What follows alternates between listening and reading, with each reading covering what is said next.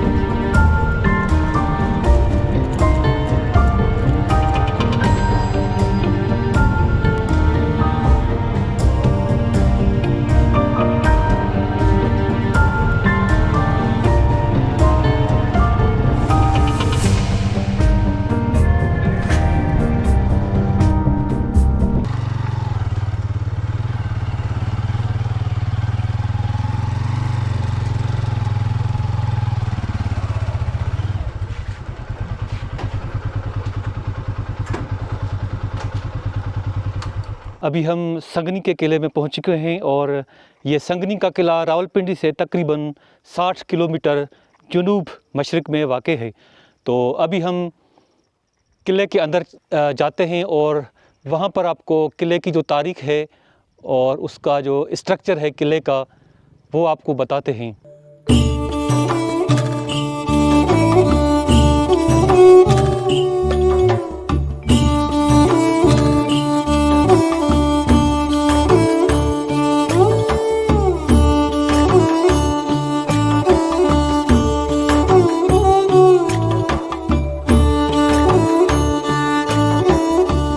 پوٹھوہار خطہ جو پنجاب اور آزاد جموں و کشمیر کے کچھ حصوں پر پھیلا ہوا ہے، ایسے متعدد قلعوں کا گھر ہے جنہوں نے مقامی تاریخ میں اہم کردار ادا کیا ہے۔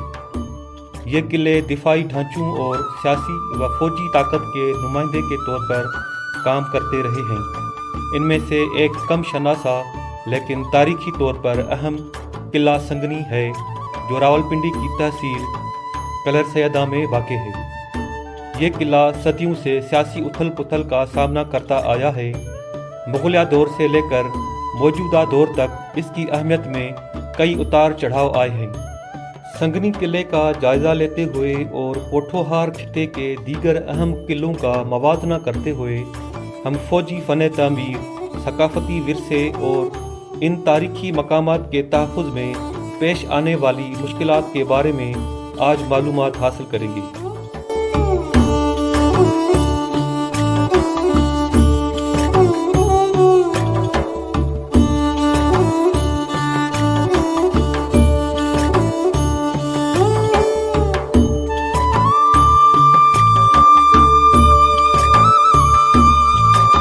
سنگنی قلعہ غالباً مغلیہ سلطنت کے دوران تعمیر کیا گیا، جو ایک ایسا دور تھا جب فوجی قلعوں کی تعمیر کا مقصد برصغیر میں طاقت کو مستحکم کرنا تھا۔ قلعہ ممکنہ طور پر دفاعی اور انتظامی کنٹرول دونوں کے لیے بنایا گیا تھا۔ یہ ایک بلند پہاڑی پر واقع ہے جو ارد گرد کی وادیوں اور تجارتی راستوں پر نظر رکھنے کے لیے ایک اسٹریٹجک مقام تھا۔ مغل حکمرانوں جیسے اکبر اور شاہ جہاں نے ایسے قلعے دشمنوں، خاص طور پر افغانوں اور راجپوتوں سے دفاع کے لیے بنوائے۔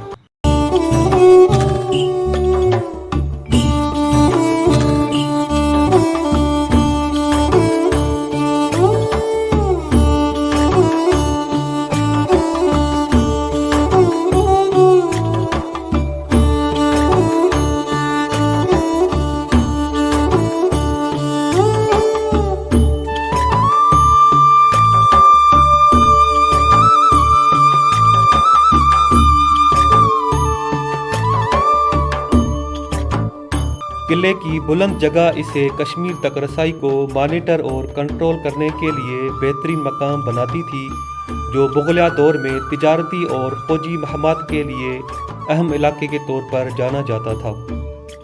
اس کا ایک مقصد تجارتی راستوں پر نگرانی کرنا تھا اور محاصل، جسے ٹول ٹیکس بھی کہا جاتا ہے، وصول کرنا بھی تھا۔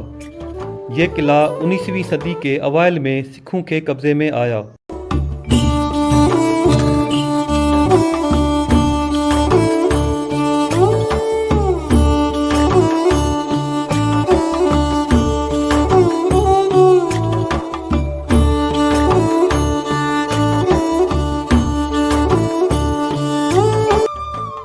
قلعے میں موٹی پتھر کی دیواریں، برج اور نگرانی کے برج شامل تھے، جو دشمن کی حرکتوں کی بروقت شناخت کے لیے ڈیزائن کیے گئے تھے۔ 18ویں صدی کے آخر میں سکھ سلطنت نے کشمیر اور اس کے اطراف کے علاقوں پر قابو پایا، جن میں آج کا پاکستان کے زیر انتظام کشمیر کا حصہ بھی شامل تھا۔ مغلیہ سلطنت کے زوال کے بعد ڈوگرا خاندان نے جموں و کشمیر میں اپنی حکمرانی کا آغاز کیا، اور بعد ازاں 1846 عیسوی میں سکھ سلطنت کے برطانوی قبضے کے بعد ڈوگرا حکمرانوں نے کشمیر پر قابو پایا۔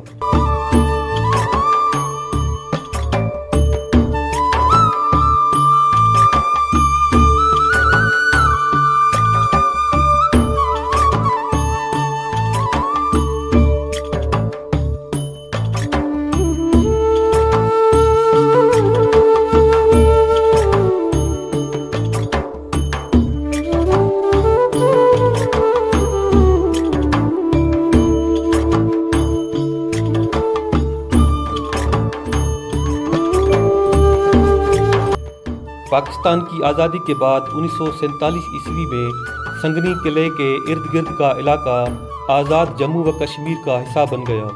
اس قلعے کا کردار مقامی جغرافیائی سیاست میں ایک فوجی قلعے سے بڑھ کر کشمیر کے متنازعہ علاقے کے سیاسی پس منظر میں تاریخ کی علامت بن گیا۔ حالیہ برسوں میں قلعے کو اس کے ثقافتی ورثے اور سیاحت کے امکانات کی وجہ سے توجہ حاصل ہوئی ہے، تاہم خطے میں سیاسی عدم استحکام اور سیکیورٹی کے مسائل کی وجہ سے جامع تحفظ اور بحالی کی کوششیں محدود رہی ہیں۔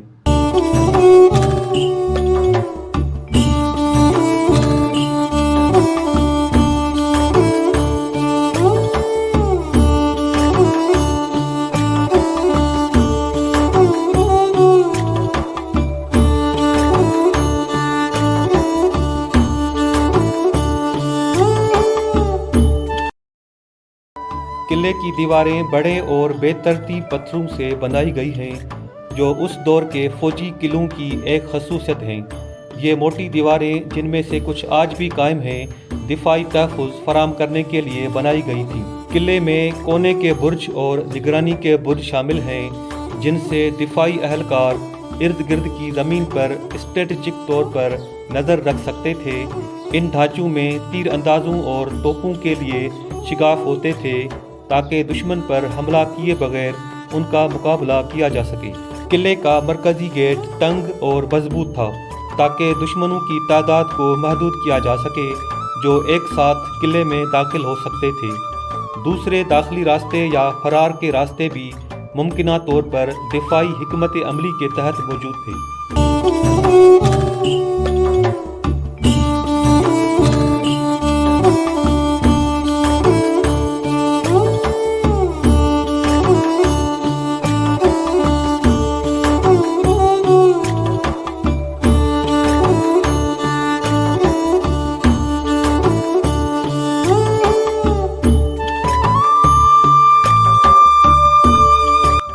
قلعے کے اندر رہائشی کمرے ہیں، جو ممکنہ طور پر سپاہیوں، افسران اور شاید حکومتی خاندان کے لیے مخصوص تھے۔ یہ کمرے فنکشنل تھے، جن کا مقصد سیکیورٹی اور بنیادی پناہ گاہ فراہم کرنا تھا۔ قلعے میں کھانے پینے کی اشیاء اور گولہ بارود ذخیرہ کرنے کے لیے جگہیں بھی بنائی گئی ہوں گی، تاکہ محاصرے کے دوران دفاعی فورسز کی مدد کی جا سکے۔ قلعے میں پانی ذخیرہ کرنے کے لیے ٹینک یا ذخیرہ گاہیں بھی اہمیت رکھتی تھی، تاکہ طویل محاصرے یا جنگ کے دوران پانی کی کمی نہ ہو۔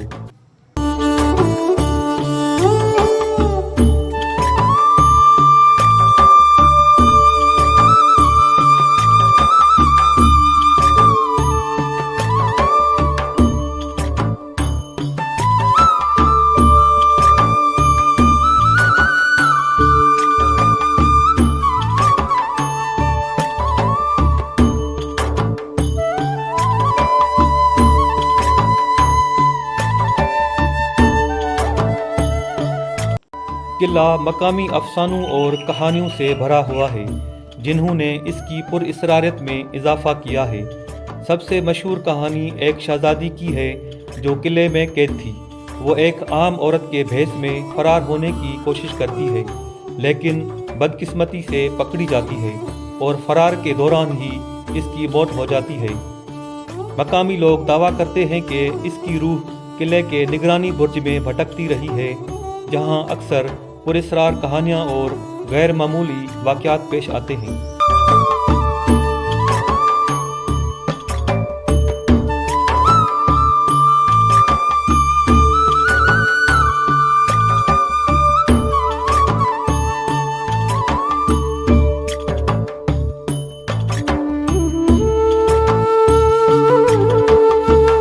حالیہ تحفظ کی کوششوں میں قلعے کی تاریخی اور فن تعمیر کی اہمیت کو دستاویزی شکل دینا شامل ہے۔ حالانکہ وسیع پیمانے پر بحالی کی کوششیں خطے میں موجود سیاسی عدم استحکام اور فنڈز کی کمی کی وجہ سے مشکل ہو گئی ہیں۔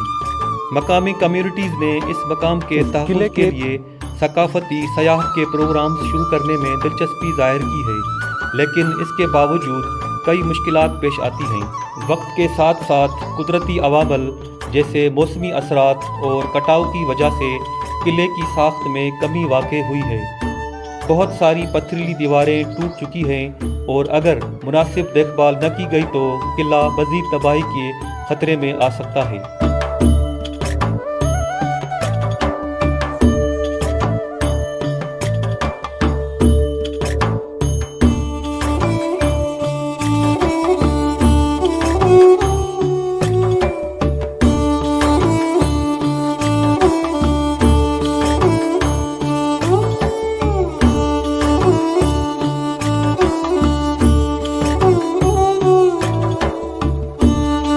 قلعے کا میں نے وزٹ کر لیا ہے۔ اس قلعے کا جو اسٹرکچر ہے، جو لوکیشن ہے، وہ دیکھ کے مجھے یہ اندازہ ہوا ہے کہ یہ قلعہ کسی ڈیفینسو پرپز کے لیے نہیں بنایا گیا تھا۔ یہ قلعہ چونکہ یہاں سے تجارتی قافلے گزرتے تھے اس دور میں، چاہے مغلوں کا دور ہو یا سکھوں کا دور ہو، یہاں سے جو تجارتی قافلے گزرا کرتے تھے اس کے لیے ایک یہ چوکی تھی، اور کیونکہ اس ٹائم پہ قافلوں کی لوٹ مار بھی ہوتی رہتی تھی، تو اس طرح کے جو قلعے ہیں وہ ہر جگہ پہ بنائے گئے تھے۔ تو ان قافلوں کو سیو رکھنے کے لیے، بچانے کے لیے اس قلعے کا بنیاد رکھا گیا۔ آپ اس کو آج کے دور میں اگر دیکھیں تو یہ ایک پولیس چوکی بھی ہو سکتی ہے۔ تو یہ اس دور کی ایک پولیس چوکی تھی جو کہ لوگوں کی حفاظت کے لیے بنائی گئی تھی۔ یہاں پہ ایک ایڈمنسٹریٹو نظام تھا، یہاں پہ ایک ایس ایچ او اس ٹائم کا آپ کہہ سکتے ہیں یہاں پہ موجود ہوگا، اور جو سپاہی وغیرہ ہیں وہ بھی یہاں پہ موجود تھے۔ تو اس جو ٹریڈ روٹ ہے اس کی حفاظت کرنے کے لیے یہ قلعہ بنایا گیا تھا۔ مجھے تو اس قلعے کا جو اسٹرکچر دیکھ کر، لوکیشن دیکھ کر یہی معلوم ہوتا ہے۔